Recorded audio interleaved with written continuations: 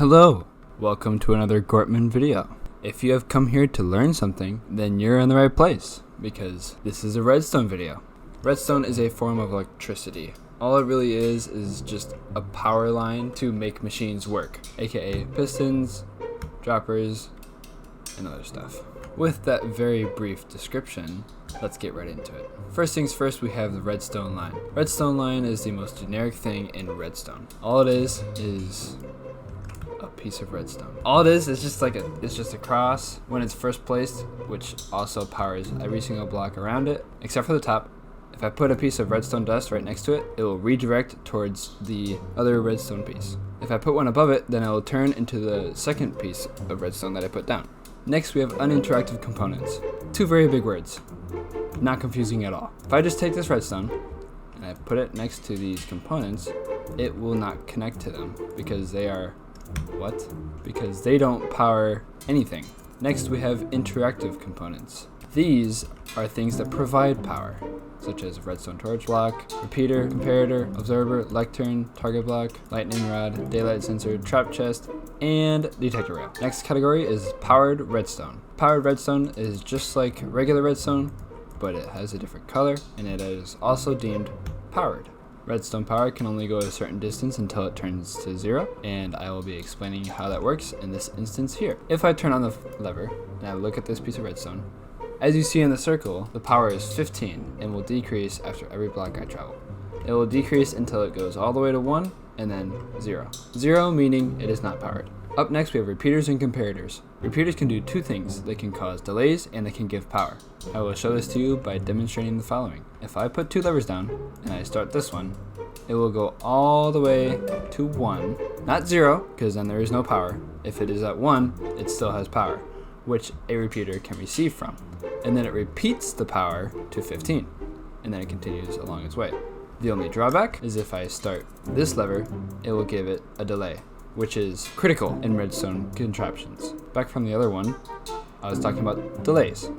Delays can be good and bad. It can help you time a contraption, but it can also be the defeat of your contraption. Time it too late, it could explode. Time it too early, it just won't work. I can demonstrate it by showing you each of these repeaters and how they are spaced differently. This is a delay 4, 3, 2, and finally 1. If I power it, the repeaters with delay 1 will get there faster. The repeaters with delay 4 will get there slower.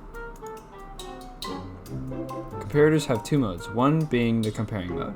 Comparing mode is just comparing two redstone outputs. This one has a higher redstone output as seen in the circle.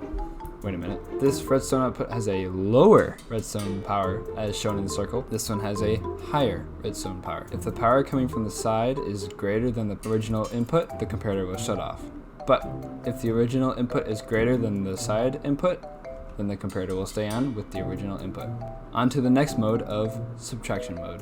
Subtraction mode is basically subtracting redstone powers. We have two powers here, both indicated by how full the chests are.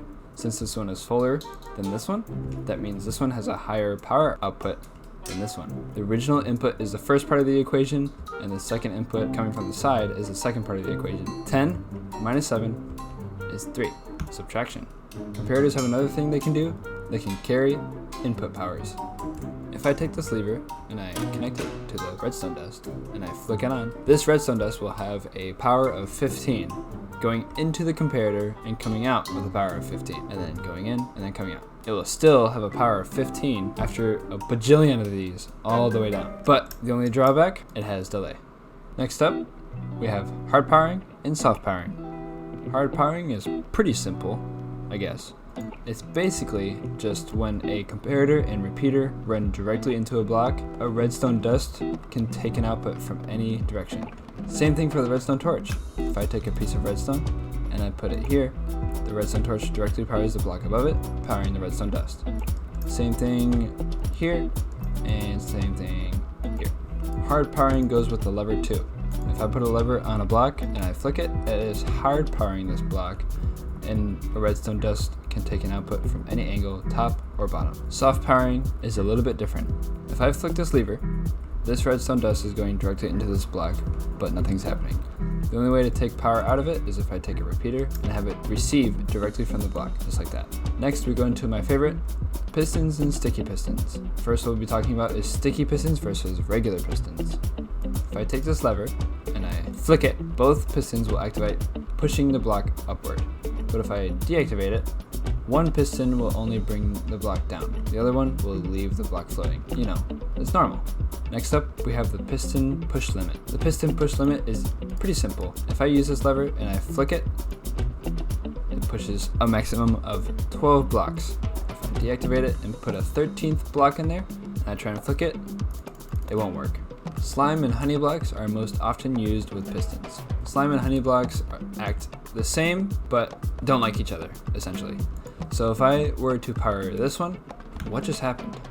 Let's try that again. If I power this one, it will push them up, and then it will pull it back down, because all the blocks stick together. Same goes for the honey blocks. They all stick together. Up and down. If I use one piston to push a slime block that is connected to another piston, it will bring the piston up, which then you could push this one and make it go higher. Same goes for honey blocks. If I activate this one, it'll pull it right up. Same thing for this, and it'll push it. Easy. Here's where it gets interesting though. If I activate the slime block piston, it will slide right across from the honey block. Same goes for the honey block. Oh my gosh. Same goes for the honey block. If I deactivate this one and I activate this one, it will not stick to the other piston. Next up, we have immovable objects. Immovable objects are probably the most annoying things in the world, especially the chest. It's in the name. If I were to activate a lever or a piston and try and push a chest across, it will not work. Same goes for the obsidian and anvil. Anvil is too heavy. Obsidian is just not movable. And for the chest, it cannot be moved because it is a container.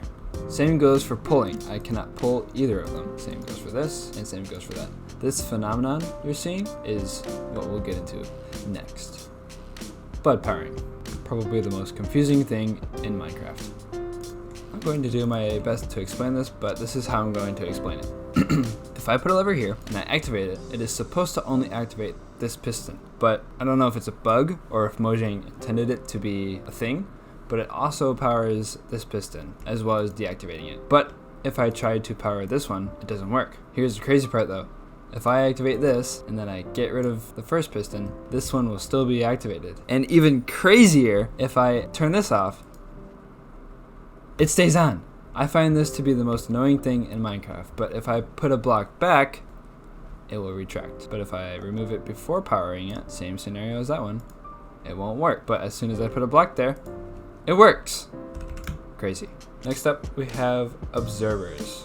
Observers are kind of cool. If I put a block in front of it, it will be surprised by the fact that there's a block in front of it, and it will activate this redstone for the shortest amount of time possible. So I put it in front and it activates, and then this happens. I'll explain what this is later. But I break it, same thing happens. A block update happens, that's what it's called, and it activates the redstone for exactly 1 tick, which is exactly what we're getting into next, which is the 1 tick pulse. A 1 tick pulse is kind of confusing, and I'll try and explain it best I can. If I flick this lever, it activates this redstone repeater. We're going step by step here. If I flick this lever, redstone repeater will activate, hard powering this block and the piston below it. Like that. Next step. Since this block is being hard powered, this repeater is receiving power from this for the smallest amount of time possible for this piston to spit out its block. I'll play it in slow motion. Since the repeater is putting a pulse into this block and powering the piston at the same time, there is a redstone occurrence happening here and here at the same time. So it's a very small time for this redstone repeater to receive an output from this to create a 1 tick pulse. Next up, we have droppers and dispensers. Droppers and dispensers look different from each other. Dispensers look like this, droppers look like this, dispensers look like this, and droppers look like this. The dispenser function is as follows. If I take arrows and a lever, and I put the arrows in the dispenser, and I put the lever down, it will dispense an arrow. A physical arrow. A dropper is different. If I were to put arrows into the dropper and I activate it, it drops the arrow, pressure plates and buttons. First, we're gonna go stone versus wood buttons. Wood has a longer tick rate than stone. And if you don't believe me, I'll play them side by side. Now we have stone and wood pressure plates. Stone and wood pressure plates are different from buttons. One, because you can step on them. And two, the wood is not longer than the stone. They are the same time. If you don't believe me, I'll play them side by side. Next up, we have the light-weighted pressure plate. The light-weighted pressure plate detects how many entities are in a certain block, aka the pressure plate. So if I were to put one villager here, it will give out a redstone signal of 1. If I put 2, it gives out 2. 3, 3, and so on. Here's the deal though. If I have 13 villagers in here, it'll give out a power of 13. But if I try and put 16 villagers in here, it will only give out 15 because 15 is the maximum power redstone can have. Gosh, you guys are being loud. Now we have the heavy-weighted pressure plate. Heavy-weighted pressure plate is slightly different from the light-weighted pressure plate. As you can see here, for every 10 entities on the pressure plate, the power goes up by 1. Whereas the gold light-weighted pressure plate, for every 1 entity on the pressure plate, the power goes up by 1. So if I were to take 10 villagers, the power is 1, as you see right there. But if I put it to 11, the power is now 2. But if I bring it to 24, the power is only 3. But here's the problem. If I put one more villager in, entity cramming occurs. So I cannot have more than 24 entities in one area, which means I can only have a power of 3 if I were to have villagers or living things in there. I could put my axe in there and it would count more, but you would have to have a lot of items. Up next we have hoppers. Hoppers have different directions. Down, left, right, up, down. Wait a minute. Down, left, back, right, forward. Forward? Hoppers can transfer items from one chest to another. If I put 10 pieces of dirt in here, it will flow through these hoppers and go to this chest. But there is such thing as locked hoppers. If I put 10 dirt in one and then I power a hopper, then all the rest of the dirt will get clogged on this hopper. And if this hopper gets filled, then it'll just go clog up this hopper and so on. But if I unlock it, then the items are free to go into the next hopper, going into the chest. Second to last, we have minecarts. Minecarts are, well, minecarts. You can, I don't know, sit in them. You can ride them. You can push them. I don't know. Enough of that. Let's get to rails. You can use a minecart, put it on a rail, and you can ride it. Like that. But that was pretty slow. So let's get to powered rails. If I put a minecart right here, and I power it, then I fly. Reason why I stopped was because this one isn't powered. So if I go on it and I push forward, then I go this way, and then I go that way. The detector rail. If I take 2 levers and a minecart, and I put the minecart right there, and I power it, the detector rail will detect that the minecart is over it, and then it will power any touching powered rails. Now we're bringing up a physics term called inertia. Physics are also in Minecraft, surprisingly. And if I take a minecart and a minecart with chest and 2 levers, and I put the minecart with chest here, and I put the regular here, 2 levers, and then I take the bajillion dirt in here, and I fill up the minecart with the bajillion of dirt, it will have a so-called bigger weight.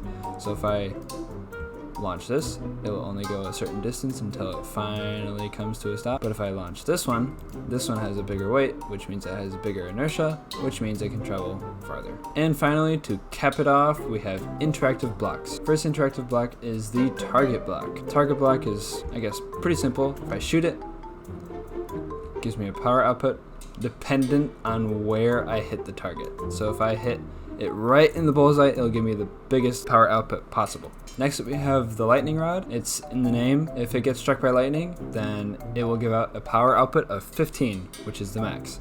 I can't really show you how it works in this desert because it doesn't rain in the desert. So you will see a video on the top right corner showing you how a lightning rod works. Next we have the daylight sensor. Daylight sensor can be switched from daylight mode to nightlight mode.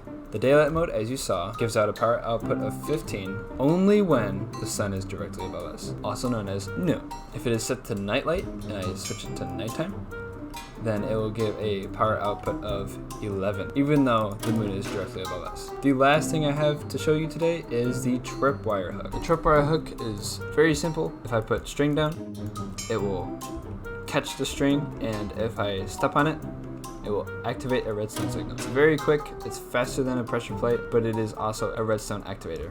Fun fact, did you know that a tripwire hook can have a length of 40 string long and still work? That will be the end of this redstone tutorial. Maybe create some of your own stuff, but for now, I'm going to feature one of my own.